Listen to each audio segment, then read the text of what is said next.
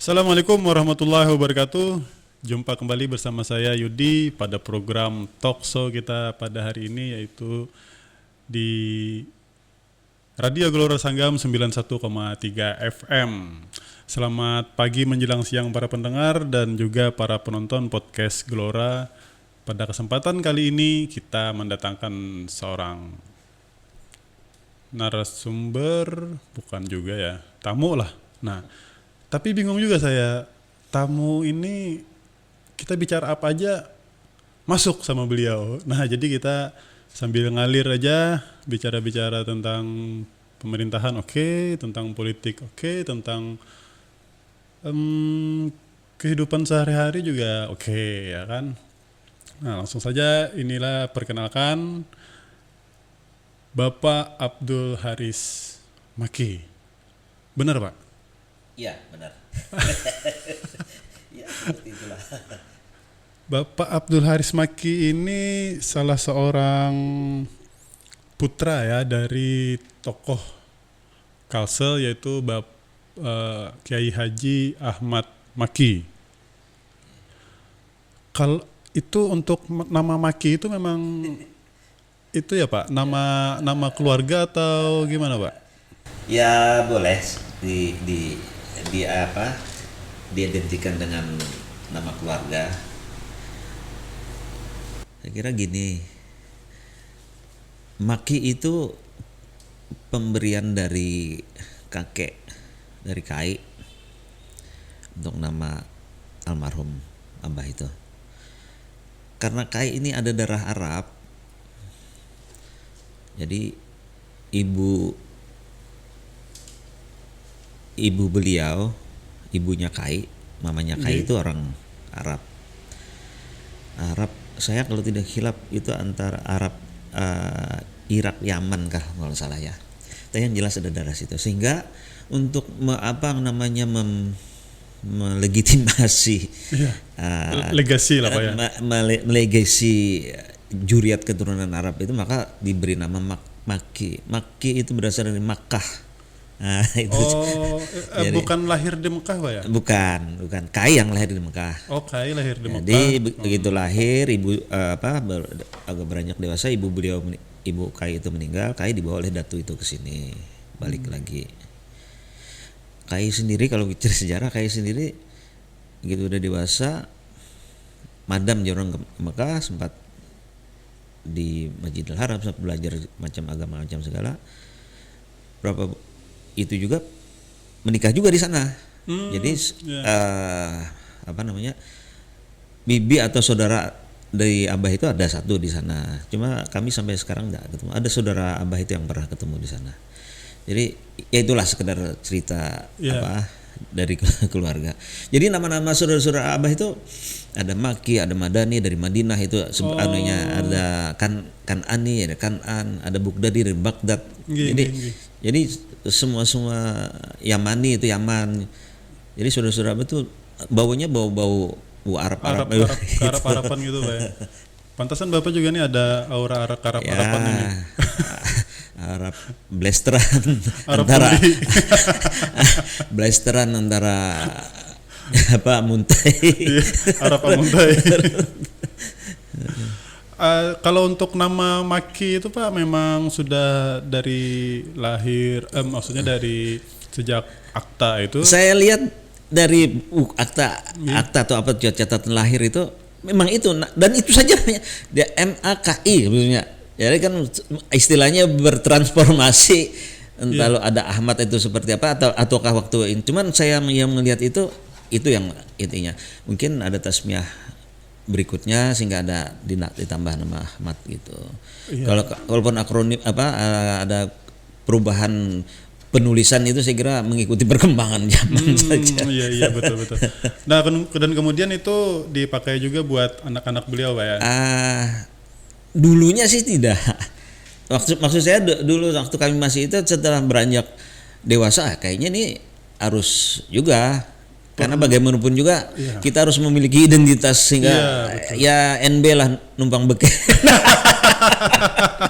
Nggak ada salahnya kan Pak? Iya. Kan nama orang tua juga. Iya.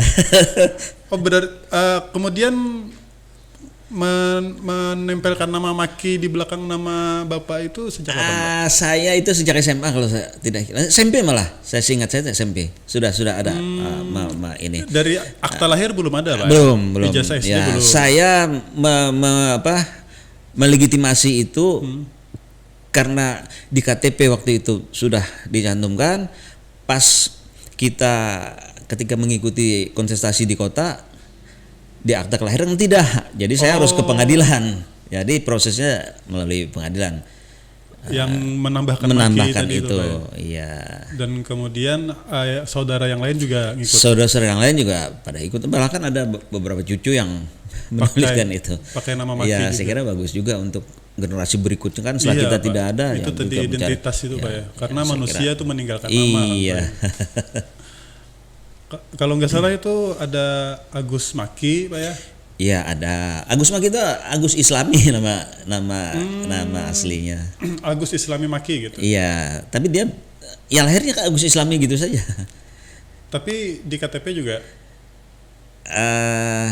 Saya tidak terperhatikan itu. Cuma yang jelas dari kami sendiri ya karena Abah itu mungkin pemikirannya dipengaruhi oleh beberapa tokoh sehingga kalau seperti saya kan kelahiran tahun 62 itu waktu masih jaya-jaya masih ininya Pak Ahana Nasution, Abdul Haris Nasution. Cuma saya tidak pakai Nasution. Tapi lucunya sampai sekarang ada saya simpan. Raport saya SD itu Abdul Haris N. Kepala sekolah yang nulis itu. Pak. Tadi juga saya sempat browsing, Pak, di Google kan mau cari biografi Pak Haris. Kemudian muncul Abdul Haris Nasution. Ya itu. Nah, terus ada adik saya nomor 2 Ahmad Yani. Sama itu tokoh-tokoh pada zaman itu juga. Jenderal Ahmad Yani. Jenderal Ahmad Yani. Kalau Agus itu, Pak? Yang ketiga Ibnu Ansari. Itu dari kaum Ansar. Oh. Ansari, ya, kan gitu. Terus Agus Islami itu Agus Salim dari terinspirasi Agus Salim kan soal dari khilaf itu. Terus yang kami 6 ya. Saya lupa ini. Yani Agus almarhum ya meninggal. Yang ke-5 Fajar Sapari. Fajar Sapari itu ketika itu masih jaya-jayanya Golkar tahun berapa 71 kalau tidak salah tuh apa tuh. Itu ada dulu namanya tim Safari Golkar. Jadi diambil dari situ. Terus yang terakhir Damai Mediawan. Karena beliau waktu itu masih Karohumas, berhubung dengan media, tinggalnya di Komplek Damai. Jadi jadilah nama itu. Jadi ada sejarahnya semua, Pak, ada asbabun nuzulnya. Ada asbabun nuzulnya. 6 bersaudara laki-laki semua. 6 laki-laki semua. Pandawa 6 berarti ya. Pandawa 5, cuma kelebihan 1. Harusnya satunya itu yang perempuan. Iya. Saya punya kakak perempuan, tapi umur 10 hari kalau saya meninggal. Dan kami lahir 5 orang itu diamuntai semua. Hanya 1 yang di Banjarmasin. Siapa itu, Pak? Fajar. Si Damai yang bungsu. Oh, karena sudah di Karohumas provinsi ya, Pak Ahmad. 74 kami udah hijrah ke Banjarmasin. Nah, kemudian itu hijrah ke Banjarmasin, Pak ya. Hijrah ke Banjarmasin, tapi kemudian balik ke Amuntai lagi atau gimana, Pak?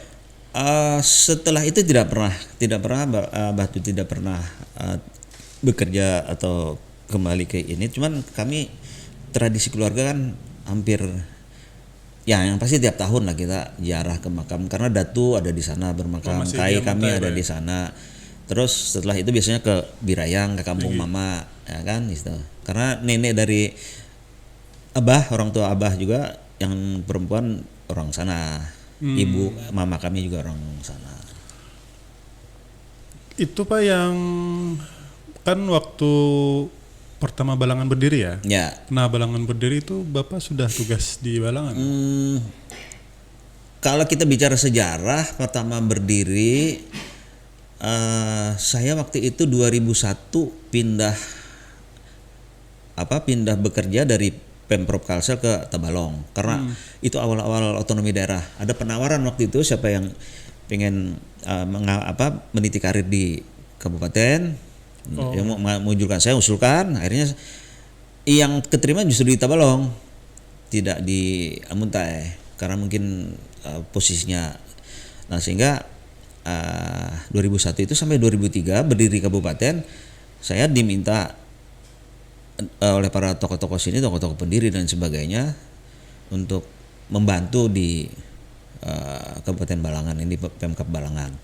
Waktu itu di awal-awal berdiri itu penjabat bupatinya Pak Haji Muhammad Arsyad.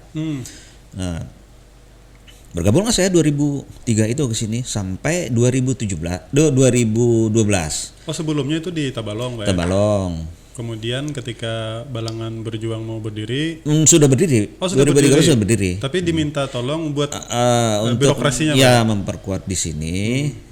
Ya sehingga saya ikutin saja. Oh jadi tidak terlibat secara langsung, Pak ya, dalam pendirian. Yang Balangan? terlibat secara langsung itu kan Abah. Oh, Pak Karena Ahmad ya Fakih ya di rumah itu juga sempat, ya bukan sempat ya, jadi posko lah kalau yang di Banjarmasin. Buat transit ke Ya Jakarta. buat transit Pak. ke Jakarta, buat diskusi mengatur strategi dan sebagainya. Banyaklah hal-hal yang dilakukan di ya rumah itu, termasuk bersejarah juga lah rumah yang kami tinggali sekarang itu. Kalau dari karir habis itu dari Balangan langsung balik ke provinsi, Pak ya, Bapak saat itu. Saya itu pertama menjadi pegawai negeri itu justru agak apa ya, agak aneh. Agak aneh sih. Gimana? Jadi saya tidak berkarir di pemerintah, di Kementerian Dalam Negeri kalau sekarang istilahnya, bukan di Depdagri. Saya itu pertama masuk di BKKBN. Jadi saya ini aslinya saya 38. Penyuluh KB berarti? Tidak, saya di administrasi. Oh, administrasi. Tahun 98 kalau saya jadi 88 ya 88 saya jadi ASN, pegawai negeri sipil di BKKBN, ditempatkan di kota Banjarmasin. Setelah itu 95 ya kalau tidak salah, 95 saya hijrah ke Pemprov karena ada beberapa kali juga sudah ditawarin sejak ada zaman di Direktorat Sosial Politik. Waktu itu ada beberapa tokoh-tokoh yang menjabat waktu itu. Karena kami ini aktivis, banyak kegiatan di organisasi, mungkin ya itu salah satu penilaian sehingga saya diajak untuk bergabung pada saat itu. 95 baru keterusan setelah zamannya Pak almarhum Gusti Hasan Aman waktu masih wakil gubernur kalau tidak salah ya. Nah, saya pindah 95 kalau tidak salah, saya lupa saya. Pindah ke Pemprov ya. Pemprov. Jadi Buana di Pemprov pernah pertama kali dipindah di Direktorat Sosial Politik, urusan politik, urusan waktu itu masih ada screening ya, bersih lingkungan, bersih diri segala macam. Nah, di situ saya ikut sebagai staf menangani beberapa tahun di situ, 4 tahun atau 3 tahun, pindah ke biro organisasi. Setelah biro organisasi ke biro humas. Iya. Setelah biro humas berapa tahun, pindahlah saya ke Tabalong. Dari Tabalong kemudian Balangan. Balangan 3 Balangan tahun. sempat jadi sekda, Pak? Balangan sempat ingin jadi sekda. Sempat ingin. Rupanya langkahnya tidak harus di kabupaten, saya jadi sekda Iya. di provinsi. Balangan sempat ingin, Pak ya, sempat ingin jadi sekda, kemudian entah ingin entah diinginkan, enggak tahu. tapi ada yang tidak menginginkan ya. Mungkin karena ya itulah perjalanan kita kan. Iya. Lalu balik ke provinsi, Pak ya. Dan di provinsi 2012 saya kembali ke provinsi. Balik ke provinsi, ke biro humas. Jadi balik lagi ke rumah asal, biro humas. Iya. Jadi setelah itu jadi staf ahli, jadi asisten, baru jadi sekda. Ini jasa puncak karir sudah di pegawai negeri itu. Iya, sudah jadi sekda itu. Dari perjalanan karir ini memang banyak makan asam garam sudah pian ini, Pak lah. Ya asam garam tuh mau kada mau ya dimakan karena kita makan hari-hari. Iya. Ya pengalaman sih banyak ya. Ya artinya ya dari satu tempat ke tempat lain itu kan ada hal yang banyak harus kita pelajari dari segi karakter orang di sekitar kita. Kalau kita jadi pemimpin anak buah kita, jadi itu sebetulnya yang membuat kita bisa menjadi lebih dewasa dan bisa lebih berpikir dan bertindak arif. Karena pengalaman itu penting saya kira. Dan kemudian kemarin Bapak pensiun dini dari PNS ya? Ya. Untuk mencalonkan diri sebagai wali kota. Gimana ceritanya itu, Pak? Sebenarnya tidak terlalu aneh sih yang seperti itu. Pengalaman sebelumnya orang juga banyak bertanya, ini gimana ceritanya seorang Abdul Haris Maki, aktivis pegawai negeri, kok bisa jadi ketua NU? Di mana? Sekolah agamanya tidak ada. Itu sama itu. Oh, iya. Itu tahun berapa Pak ketua NU itu? Saya lupa 2000 berapa sebelum itu. Tadi itu kan saya harus mundur juga deh. Ya. Nah, jadi terus yang tadi gimana ceritanya tuh? Nyalon wali kota. Apa ya? Karena tinggal di Banjarmasin. Kemudian ini bicara rasa. Begitu bicara rasa, wah, ini kalau saya hanya menjadi penduduk biasa, menjadi hanya penonton biasa, nggak mungkin bisa ikut banyak terlibat. Tadi pikiran seperti itu. Ya akhirnya kita melakukan komunikasi politik, komunikasi dan sebagainya. Ya ada pro kontra, memang ada pro kontra. Kenapa sayang masih 2 tahun? Saya kan tidak berpikir yang hal-hal seperti itu. Artinya kesempatan itu tidak bisa datang 2 kali. Nah, itu yang saya pegang dan saya harus mengambil keputusan. Dan risiko-risiko itu harus kita prediksi dari awal. Risiko kalah, risiko segala macam, risiko gagal itu harus kita prediksi. Di awal prediksinya apa, Pak? Ya kalau ruang ikut itu menang semua, tapi kan kita harus di perjalanan kan sudah harus melihat bahwa apabila terjadi hal-hal buruk kita harus siap dengan hal buruk itu. Sehingga ya sampai sekarang saya enjoy saja, meskipun istilahnya dari beberapa banyak hal yang kita ya dalam tanda petik rugi, dalam tanda petik itu risiko, konsekuensi. Nah, karena kalau kita tidak mengambil langkah itu kita tidak tahu, tidak ada. Ya saya tidak ada masalah. Jadi cobalah maka kamu akan mengetahui. Akan tahu. Jadi kalau sebagai manusia biasa itu ada kecewa ketika itu, itu wajar saja. Ada orang kita bukan malaikat kok. Tapi di perjalanan waktu karena pengalaman tadi, karena kemampuan kita untuk mengolah sesuatu yang membuat kita terpuruk itu menjadi lebih pemacu semangat kita untuk maju lagi, saya kira bagi saya enggak ada masalah. Tapi yang di tahun tadi Pak, kenapa enggak nyalon lagi Pak? Yang mana? Yang 2024. Kan kita harus menghitung-hitung juga. Menghitung-hitung. Banyak harus dihitung. Ada urusan finansialnya, ada urusan dukung-dukungannya ya. Elektabilitas. Saya pada saat itu kan sudah puncak-puncak ibarat menjual diri, menjual diri itu udah sangat luar biasa. Yang 2020 itu. Tapi kan ada sesuatu yang tidak sempat kita prediksi atau kita prediksi tetapi sudah di ujung-ujung jalan, kita tidak mungkin mundur lagi, kita harus tetap perang ini, kita harus tetap lakukan. Tapi paling tidak saya sudah membuat sejarah di dalam diri saya sendiri bahwa saya pernah mencalonkan diri, saya pernah bertarung dan saya pernah merasakan bagaimana permainan di lapangan, bagaimana strategi-strategi yang dilakukan, ada yang baik strateginya, ada yang setengah baik, ada yang tidak baik sama sekali. Tapi itulah di lapangan, nggak bisa kita pungkiri itu. Setidaknya foto Bapak pernah ada di surat suara Pak ya? Ya paling tidak itu. Itu jadi kemana? Itu di bingkai Pak, ditaruh di rumah. Paling tidak anak cucu kita, kayak dulu gini. Sudah di bingkai Pak? Belum. Ya itulah Pak ya. Dan di 2024 ini nggak nyalon lagi karena memang ada macam-macam perhitungan, Pak. Ya banyak lah perhitungannya. Nah itu kemarin lewat partai apa, Pak? Saya waktu itu didukung oleh Partai Gerindra sama P3, ada PBB juga, ada non parlemen Pak Hanura kalau tidak salah itu ada. Golkar? Awalnya sih Golkar, cuman di perjalanan kayaknya politik, jadi kita tidak bisa tidak bisa apa namanya berhitung 1 kali 1 sama dengan 2 dengan berapa. Iya.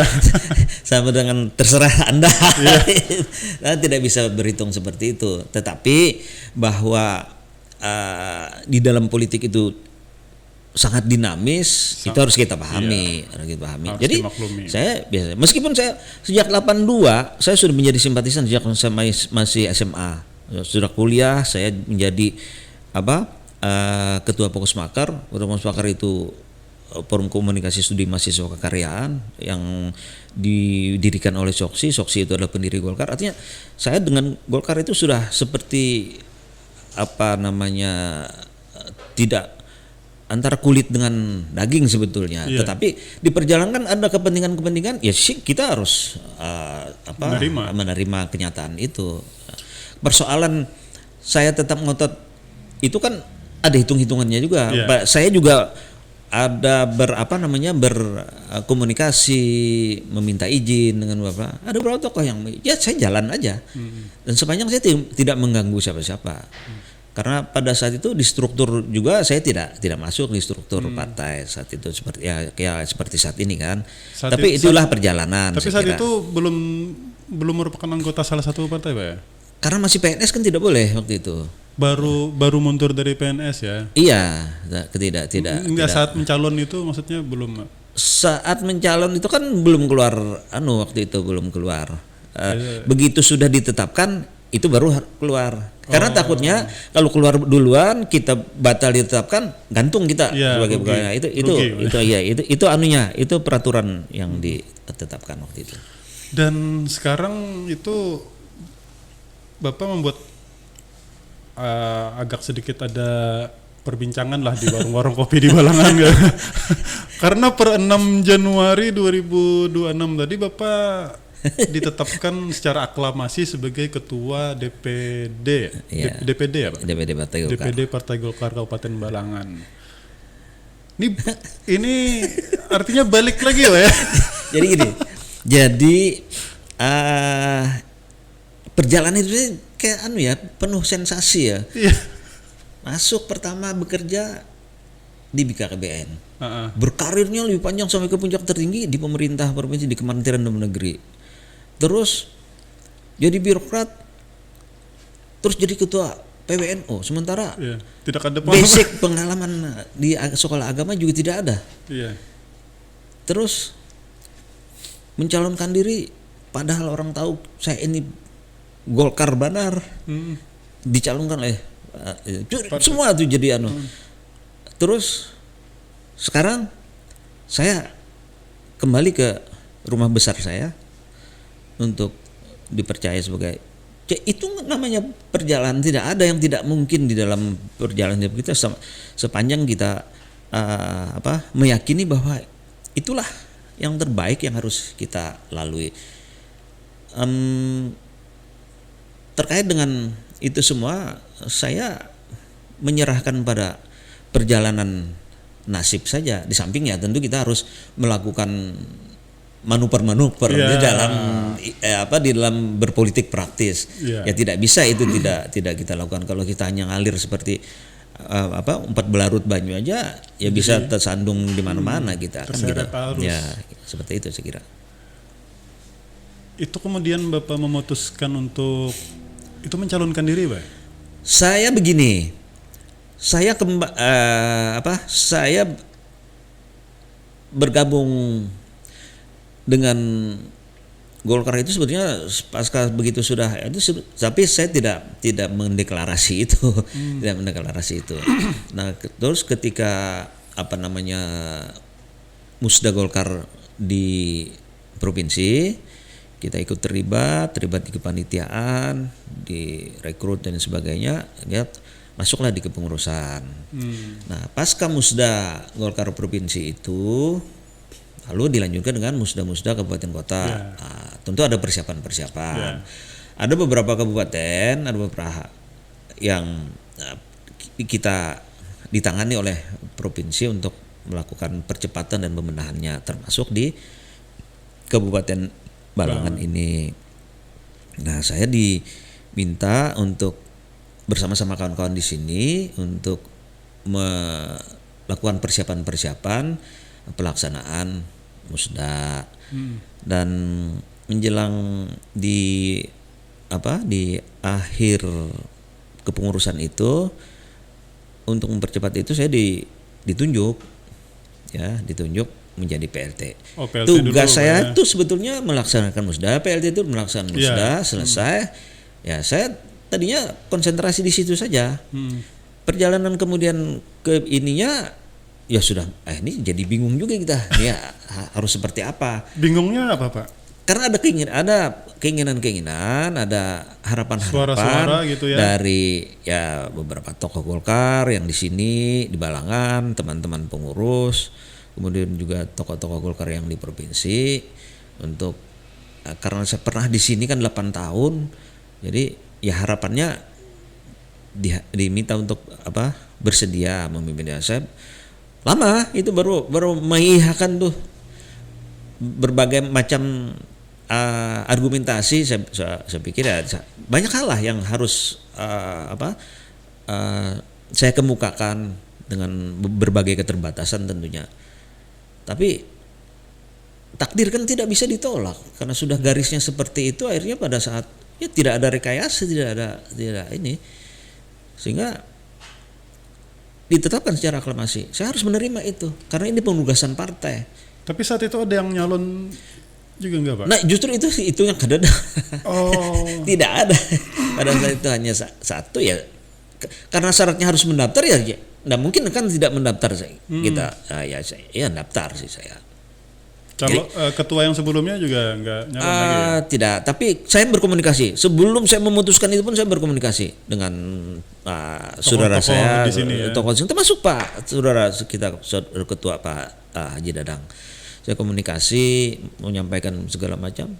Karena saya sudah kenal lama kan sama Dadang, dan alhamdulillah semua tokoh-tokoh di sini dapat memahami itu. Intinya bahwa tidak ada penugasan-penugasan lain bagi seorang Abdul Haris Maki menjadi ketua Golkar Balangan ini. Penugasannya adalah bagaimana meningkatkan pertama melaksanakan musda, setelah melaksanakan musda, kemudian terlaksana musda, lalu terpilih menjadi ketua secara aklamasi, bagaimana meningkatkan elektabilitas, kemudian bagaimana mengembalikan marwah partai dan jumlah kursi yang hilang. Itu saja tugas-tugas. Soal berbagai hal yang menjadi berkembang pembicaraan, saya kira itu wajar aja, hak-hak masyarakat kan untuk berimprovisasi, ya saya katakan berimprovisasi ataupun mendiskusikan hal-hal yang seperti itu.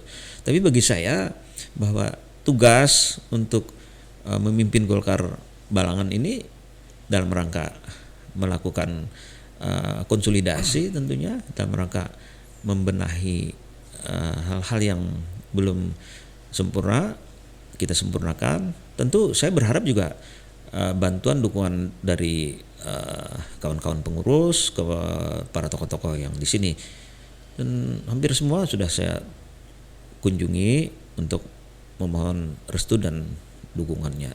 Saya kira itu tidak ada yang dikhawatirkan dengan seorang Abdul Haris Maki yang seperti ini. Ngapain gitu? Bagaimana tidak khawatir, Pak?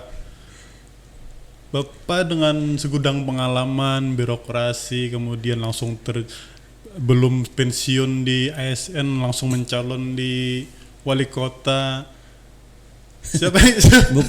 Buktinya kan tidak ada yang bisa saya banggakan juga dengan langkah saya dan sekarang politik itu. Dan sekarang kemudian tiba-tiba jadi ketua DPD Golkar Balangan. Panggilan jiwa saja itu, panggilan jiwa dan penugasan partai, saya kira tidak ada masalah. Jadi orang berpikir bermanuver apa lagi nih Haris Maki ini kan. Ini Pilegnya masih lama, Ya. pil-pil yang lain masih jauh. Jadi kita konsentrasi membenahi partai saja, saya kira, mengkonsolidasi partai. Saya kira itu lebih efektif. Ya kalau masyarakat kan punya hak berbicara, berimprovisasi. Saya kira beropini nggak lah ya. beropini tidak perlu kita ini kan, ya. Tapi yang jadi pertanyaan, Pak, kenapa sekarang pakai baju merah? Di Golkar itu ada yang warna mirip-mirip oranye, ya. Terus ada yang merah, ada yang kuning, betul. Ada 3 ormas pendiri partai Golkar itu, Kosgoro, MKGR, dan Soksi. Kebetulan saya ini dari sumbernya dari Soksi.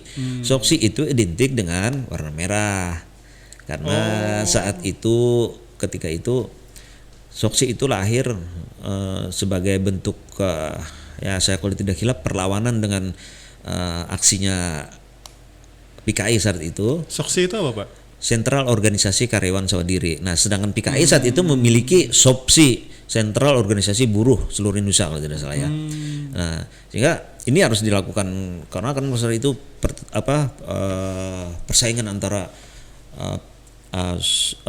partai komunis dengan partai lain, NU dan sebagainya. NU kan ketika itu si partai sangat nampak sekali.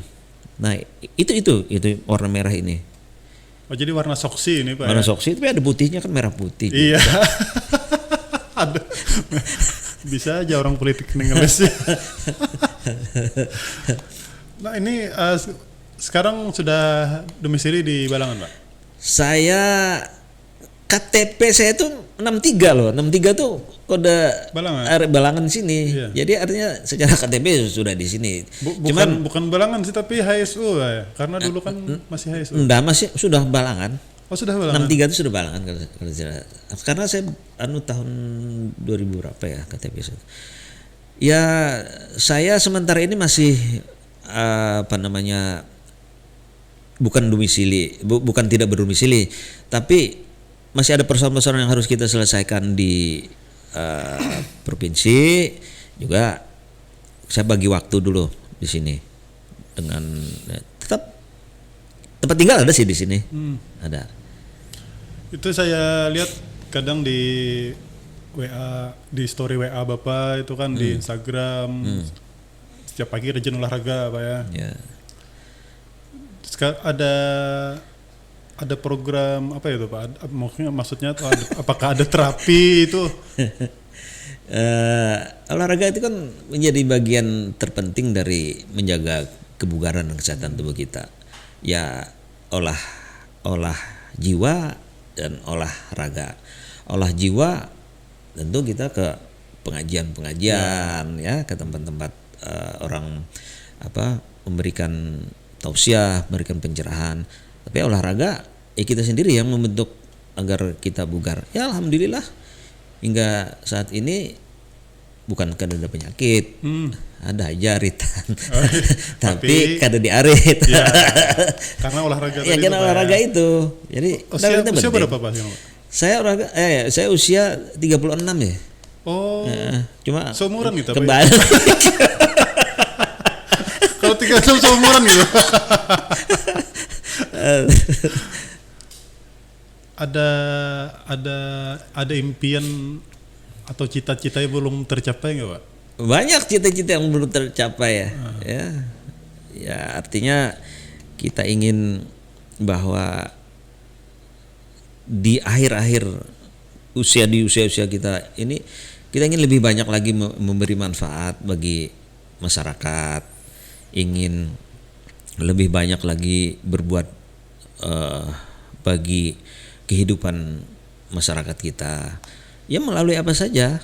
Nah, tetapi kan untuk mencapai yang demikian itu tentu ada hal yang harus kita lakukan, tapi jangan juga diartikan harus mengambil posisi tertentu, tertentu lah pokoknya. Nah, tidak harus seperti itu. Artinya banyak hal yang bisa kita lakukan. Saya setelah pensiun banyak kegiatan yang di ini di bidang olahraga ada, Ya, di sekarang bidang saya lihat apa sibuk keusahaan di KONI juga, Pak ya. di KONI ada, di bidang asosiasi pengusaha ada, padahal saya bukan juga pengusaha terlalu pengusaha banget, tapi ada teman-teman yang merekrut kita. Artinya kan kita diminta untuk memberikan kontribusi berpikir, kontribusi olah pikir kita. Ya, hal-hal seperti itu. Nah, di politik kan di Golkar sekarang juga. Dulu di NU dipilih jadi ketua padahal nggak ada basic. Tidak ada basic sekolah agama, tetapi kemudian di asosiasi usaha tadi itu padahal nggak ada usaha juga, Pak. ya dulu pernah berwarung aja, warung makan, itu pun tutup juga warungnya. Padahal enak tuh, Pak, kemarin. Iya. Kan saya sempat makan. Iya, karena tidak ada waktu itu, waktu. Nah, jadi Kemudian di KONI tapi ada basic. Kalau di KONI kan basic jogging setiap pagi jogging, ya. pernah jadi karateka juga. Oh, atlet juga, Pak? Enggak sempat atlet saya. Saya dulu di Lemkari. Sama kayak itu ya, paman ya? Iya, paman, tapi kalau saya rasanya lebih awal dari, cuman saya kan tidak terus. Kalau paman kan sampai dan 6 kalau tidak salah. Oh, iya. Kalau saya kan dan kawan-kawan saja. Dan kawan-kawan. Dan seterusnya. Selain itu disibukan apa lagi, Pak? Ini kayaknya sengaja ya Bapak ini cari kesibukan ya. Kan untuk mengolah sesuatu yang membuat kita berpikir Positif. aneh-aneh, iya. harus dengan kesibukan. Sehingga yang aneh-aneh itu hilang menjadi hal yang positif. Kalau kita turuti apa yang ada di dalam pikiran kita, berpikir negatif, ya hasilnya aja akan negatif, dan kita harus melawan itu dengan menyibukkan diri. Ya pokoknya yang hal-hal yang positif lah. Itulah salah satu kenapa setelah pensiun beberapa tahun ini ya masih enjoy saja. Ada target nggak, Pak, pensiun dari segala aktivitas? Sebetulnya selama orang masih bernapas ya jangan sampai berhenti berpikir. Mahathir Muhammad sudah sampai 95, hampir 100 ya kalau salah. Hampir 100. Hampir 100. Tapi dia tetap berpikir. Saya terinspirasi itu, ya kita berpikir saja. Yang penting jangan sampai kita berpikir untuk mengejar sesuatu yang kita itu tidak memiliki kemampuan untuk mencapai itu. Jadi yang kita kejar tuh yang mana yang kita mampu, yang mana kita sekiranya kita cukup untuk kita. Udah sampai di situ saja. Dan yang bisa menilai limit diri kita sendiri. itu kita sendiri. Ya. Kalau orang lain, Pak, ayo terus saja betul. Terus kita loh ya letoy mati kita. Masa kita misalkan sudah lari. Iya. Sudah beberapa kilometer, sudah jantungnya jadi sudah gini, ke depan gitu, Pak ya. Masih dipaksa lari. Fisik orang antara orang biasa olahraga dengan yang tidak biasa olahraga itu akan beda. Antara orang biasa berpikir, orang biasa beraktif di organisasi itu beda. Si A misalnya dia aktif berolahraga, aktif berorganisasi, berpikir, tentu ininya akan panjang masa pengabdiannya. Ada orang lain yang tidak, mungkin di umur 58 sudah tidak mampu berpikir, tidak produktif lagi. Tapi ini, jadi jangan bisa membandingkan antara seseorang dengan orang yang lain dengan pengalaman dengan kegiatan sehari-hari, tentu akan beda. Wah, jangan hidupin suruh Tuhan masih karena memang dia terbiasa seperti itu. Jadi tidak bisa kita memberikan menjustifikasi bahwa orang yang tidak mau memberikan kesempatan kepada yang muda. Kalau bagi saya tetap orang muda tetap harus diberi kesempatan. Karena bagaimanapun juga seiring dengan usia kita, kita ada batasnya. Ada batasnya, maksud saya ada batasnya, kita harus berhenti. Tapi kan berhentinya itu kan kita bisa membuat soft landing. Ya, berhenti dengan pelan dengan ini. Tapi kalaupun masih aktif di rumah pun bisa aktif sebetulnya. Tidak harus berpikir, menulis dan sebagainya. Banyak tuh orang-orang yang menulis. Jadi anak-anak muda itu juga harus siap menerima kehilangan secara pelan-pelan ataupun secara tiba-tiba orang-orang sebelumnya.